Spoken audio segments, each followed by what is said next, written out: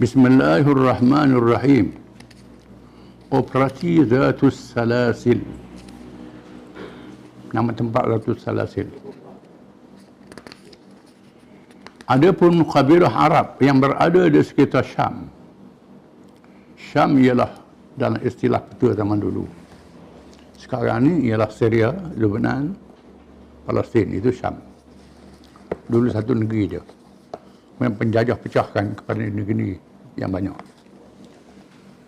Adapun kabilah Arab yang berada di sekitar Syam yang menjadi pusat kerajaan Rom Timur masih bersekongkol dan menjadi bahaya kepada umat Islam. Maka Rasulullah SAW mengambil langkah seterusnya. Di antaranya ialah berusaha memecahkan hubungan mereka dengan Rom dan mencari jalan agar mereka berjinak dengan umat Islam. Sekurang-kurangnya mereka tidak berkumpul dan bersatu menjadi bahaya kepada negara Islam dan umatnya. Ini antara strategi yang diambil oleh Nabi SAW. Kerana kabilah-kabilah ini duduk berjauhan antara satu sama lain. Dipisahkan antara supaya berpisah dengan Empire Rom. Supaya berpecah, tak bersatu. Antara langkah yang diambil ialah memilih Amr bin Al-As mengepalai satu pasukan. Kerana nenek di sebelah bapanya Al-As dari kalangan kabilah Bali yang berada di kawasan itu. Operasi Zatus Salasil ditugaskan Amr bin As. Mabiah ni ialah seorang sahabat yang terkenal dengan pintar. Sebagai diplomat, perunding yang bijak. Amr bin As ni. Termasuk dalam Duhatul Arab. Orang Arab yang pintar dalam sejarahnya, Amr bin As. Nabi bersabda, khiyarukum fil jahiliyati khiyarukum fil islami idza faqahu. Orang yang pilihan, bijak, pandai masa jahiliyah, masuk Islam dia bijak juga. Maka Nabi lantik dia jadi ketua pasukan walaupun dia baru masuk Islam. Pasukan ini bergerak menuju ke daerah yang menjadi sasaran pada bulan Jamadal Akhirah. Jumadal Akhirah. Orang Melayu kata Jamadal Akhirah, kata Jumadal Akhirah. Tahun ke-8 Hijrah. Dilantik Amr bin As jadi pemimpin kerana salah seorang daripada nenek dia asal Zatus Salasil. Dia tahu daerah ini. Sebaik sahaja berlakunya peperangan Mu'tah. Operasi ini selepas perang Mu'tah bertujuan untuk berjinak dengan mereka. Tiba-tiba dalam masa yang sama pihak perzikan Islam mendapat maklumat bahawa kabilah Khuza'ah mengumpulkan bala tentera untuk mengancam Madinah. Kabilah Khuza'ah. Kawasan ini juga. Rasulullah SAW menyerahkan bendera putih pada Amr bin As. Di samping sehelai bendera berwarna hitam. Dua bendera. Satu bendera putih, satu hitam. Bendera putih ni tanda nak berdamai. Pasukan yang mengandungi 300 orang anggota. 300 orang. Dalam kalangan Muhajirin dan Ansar. Anggota tenteranya kalangan Muhajirin. Penduduk asal Mekah dan penduduk asal Madinah. Dengan 30 anggota berkuda. 30 anggota berkuda. Diberi arahan supaya meminta bantuan kabilah Bali, Uzarah dan Balqin. Ini kabilah yang sudah bersama dengan Islam. Supaya bantu. Amr bin As yang terkenal dengan bijak dan licik dalam tipu helah peperangan mengarahkan supaya berjalan di waktu malam dan berselindung di waktu siang hari. Ini bijak dia. Dia suruh berjalan waktu malam, gerak. Waktu siang berhenti, bersembunyi siang. Saya musuh tak sedar. Ini kepintaran dia.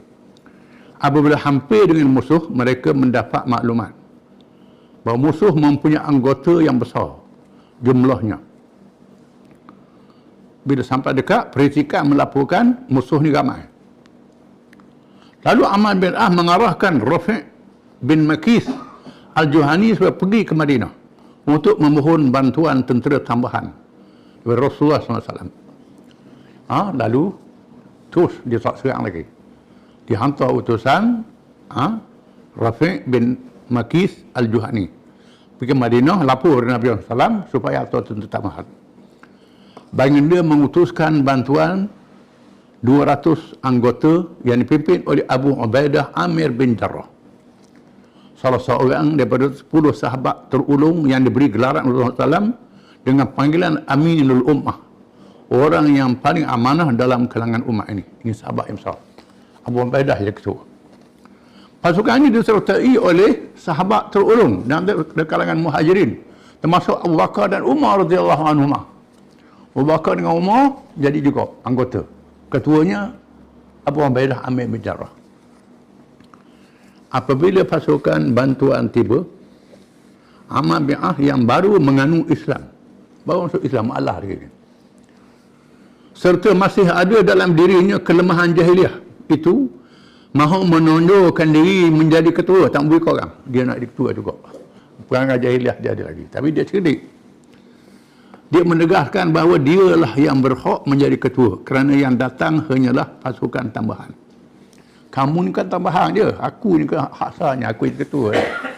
Dia pakai begitu. Aku jadi ketua. Walaupun Abu Bakar dengan Umar, Abu Ubaidah. Anggota tentera dalam kalangan Muhajirin bertegas bahawa Abu Ubaidah yang layak menjadi ketua. Orang tegas, biar Abu Ubaidah jadi ketua. Abu Ubaidah jadi ketua. Abu Ubaidah yang berakhlak tinggi dan mulia menarik diri. Abu Ubaidah tak apa, tarik diri dia lah. Dia nak. Kerana mengelakkan berlakunya pertelengkahan. Lebih penting. Lebih penting jangan kelahi. Ini tak apa. Sifat hubbur riasah, ingin menjadi ketua, salah satu adalah sifat buruk yang meruntuhkan perpaduan, kecuali dalam suasana dan keadaan darurat. Apabila tidak ada orang yang layak atau terdesak, seperti yang berlaku dalam perang Mu'tah, di mana Khalid bin Walid tampil ke hadapan memimpin tentera Islam setelah mereka yang dilantik gugur syahid. Kalau berlaku begitu darurat, bolehlah. Berlaku darurat, tak ada ketua, pilih. Sekarang ni darurat, orang lebih ada dia. Patut beri ke orang lebih hadap. Dia nak dia juga jadi ketua. Abu Ubaidah tak apalah, beri ke dia lah, kata Abu Ubaidah kata. Oleh kerana operasi ini berlaku di musim sejuk, dalam cuaca yang sangat memerlukan api dinyalakan di waktu malam bagi menghilangkan kesejukan. Musim sejuk negeri Arab ni macam air batu sejuknya. Terpaksa kena pasang api untuk memanaskan badan. Bila nak pasang api, tiba-tiba Amr bin As mengarahkan dengan keras larangan menyalakan api. Dia larang orang pasang api. Sesiapa yang melanggar arahan akan dihukum bakar dengan api yang dinyalakannya. Keras ni. Orang siapa yang pasang api, aku capuk dalam api, kata dia. Keras. Anggota tentera sangat marah dengan arahan ini, sehingga Sayyidina Umar radhiyallahu anhu mahu memukul Amr bin As. Sayyidina Umar backing, nak dikatok Amr bin As. Tapi dilarang oleh Abu Bakar radhiyallahu anhu. Kata jangan, dengan menegaskan Rasulullah SAW melantiknya kerana kebolehan dan kebijaksanaannya. Rasulullah pilih dia, dia pandai lah. Adalah kepandaian dia. Esok harinya pula, ketika subuh, Amr bin As menceritakan bahawa dia telah bermimpi yang mewajibkan mandi. Tiba-tiba dia bertayamum dengan tanah tanpa mandi dan berwuduk dengan air. Dan dia pula mengimamkan salat subuh. Lepas tu, bangun pagi dia ada mimpi malam, kena mandi baju. Dia kabur orang. Maklum. Dia kabur orang. Tapi dia tak tayamum, tak mandi wajib. Dia tak imam. Dia tak imam. Tak boleh lah, dia tak imam. Dia ketua kan? Dia tak imam. Apabila berlakunya pertempuran dan musuh berundur melarikan diri, tiba-tiba diperintah berhenti mengejar musuh. Satu arahan yang menimbulkan lagi kemarahan anggota tentera Islam. Perang musuh lagi. Kejar-kejar suruh berhenti. Berhenti, cukup. Patutnya bila musuh lari, kejarlah. Ni dok, suruh berhenti. Pelik ni. Pasal apa ni pelik ni? Ni. Masing-masing marahlah. Apa ni perang dah habis ni? Setibanya di Madinah, mereka melaporkan perkara-perkara yang dilakukan itu kepada Rasulullah SAW. Di situ Nabi apa yang dia buat. Rasulullah. Dah lah dia latih dia, tak boleh orang lain jadi ketua. Suruh Abu Ubaidah jadi ketua, tak boleh suruh. Kemudian mayat subuh kena mandi wajib, dia tak yamung Rasulullah. Jadi tu imam pula. Perang-perang musuh lari suruh berhenti. Apabila Ammar bin As diminta penjelasan oleh Rasulullah SAW, beliau menegaskan bahawa dia jelas kepada Nabi. Arahan melarang api dinyalakan kerana mereka berada di kawasan musuh. Kalau api dinyalakan, nasib musuh menyedari ketibaan tentera Islam, dapat melihat dan mengetahui jumlah anggota dan kelengkapannya. Dia kata, kita duduk kawasan musuh, kalau pasang api musuh tahu kita ada. Musuh boleh agak kita jumlah berapa. Musuh jumlah ramai, kita jumlah sikit, dia tahu. Kalau boleh biar musuh tak tahu. Jawapan itu memuaskan Rasulullah SAW. Rasulullah puas hati, dijawab. Adapun bertayamum dengan tanah kerana cuaca yang terlampau sejuk, kata dia. Kalau menggunakan air boleh membinasakan diri. Kalau pakai air boleh binasa diri, sejuk sangat. Allah berfirman, wala tulqu anfusakum wala taqtulu anfusakum innallaha kana bikum rahima. Baca Quran pula. Dia orang Arab. Allah Ta'ala berkata, dan janganlah kamu membunuh diri kamu sendiri, sesungguhnya Allah itu maha penyayang terhadap kamu. Bila mendengar jawapannya, Rasulullah ketawa. Rasulullah suka dia jawab. Ketawa. Tanpa bersabda, tak kata apa. Suka saja tak kata apa. Ada pun arahan berhenti mengejar musuh. Mengejar musuh yang sudah berundur kerana pengunduran dilakukan untuk menipu dan merangkap. Musuh lari itu nak tipu kita. Dia kata, dia lari nak tipu, dia nak kepung kita. Ada pasukan lain nak kepung kita. Kalau kita kejar, kita terpangkap dengan musuh. Maka adalah lebih baik bahawa berita pengunduran musuh menjadi kemenangan yang besar dalam kalangan musuh-musuh seluruhnya. Bila musuh lari, orang kata kita menang dah. Kita menang dah. Walaupun itu dari segi propaganda semenanjung Arab, orang Islam dah menang. Dah menang. Cukup dah.